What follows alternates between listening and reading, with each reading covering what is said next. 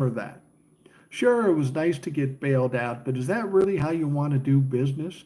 Getting bailed out with welfare or socialism? Because let's be honest, that's what that is, socialism. When the government bailed the farmers out and when they give them subsidies, that is the very essence of socialism. The one thing that Trump-fucks are terrified of. Apparently, it's not socialism when they get it. It's when everybody else gets it. And see, that's the thing.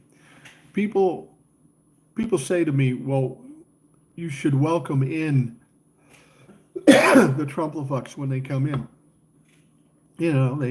They realize the error of their ways, and we should welcome them in. And I have trouble doing that because these people had every opportunity that we have to see the light, to see what was really true. But they chose not to up until the time it kicked them in the ass. And then all of a sudden the light goes off and goes, oh my God, I voted incorrectly. Now, people say we should have empathy for these people that are struggling, but you voted for what you voted for, and you get what you get, and we're adults now, so you have to be accountable for your choices. We all have opportunities for making choices, and sometimes we get our ass kicked, and sometimes we win. Well, farmers and all the other Trump-fucks, you lost. And we tried to tell you over and over again, but you refused to listen. So I don't feel any sympathy for these people. But in addition to that, I feel a certain amount of disdain for them. I really do. Because over and above them kicking themselves in the ass, the problem I have most of all with these people is that they were okay with other people getting burnt down, just as long as it wasn't them. They were fine with other people getting hurt, other people losing their property, going bust, whatever. They were fine with that up until the time it affected them. So my point is you made a wrong choice. You're paying the price now. I don't feel sympathy because you're an adult. You made a choice, but you made the wrong one.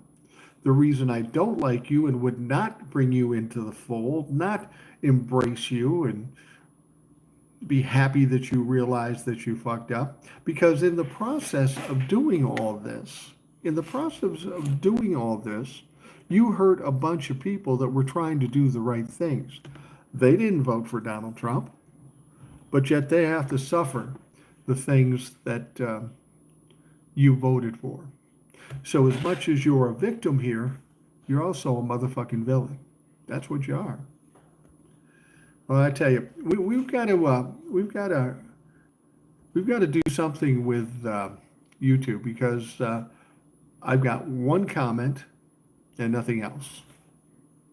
And I know there's other people commenting out there. We have 101 people in the room here, but yet I can't get the comments. I'm not sure what's going on. So if you're asking questions, I apologize. I'm just not seeing anything. Well, hopefully things will start to pick up here and we will start seeing the comments. But I remember now, that's why I haven't done a YouTube live for a while, because it didn't always work. There was always some kind of glitch.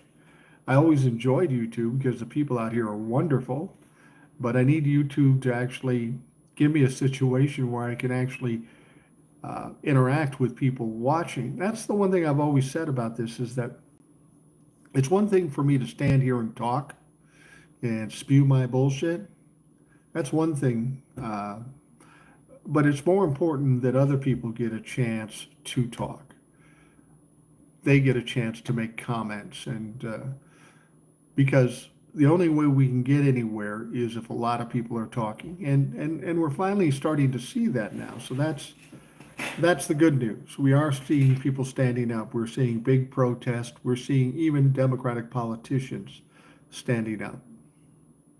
Now, I wanted to bring something else up too, that Donald Trump did an interview with a reporter from the Atlantic publication. Now, he'd been avoiding the Atlantic publication, but he inadvertently butt dialed the Atlantic reporter, and about 5:30 in the morning, I think it was, and he ended up doing an interview. He butt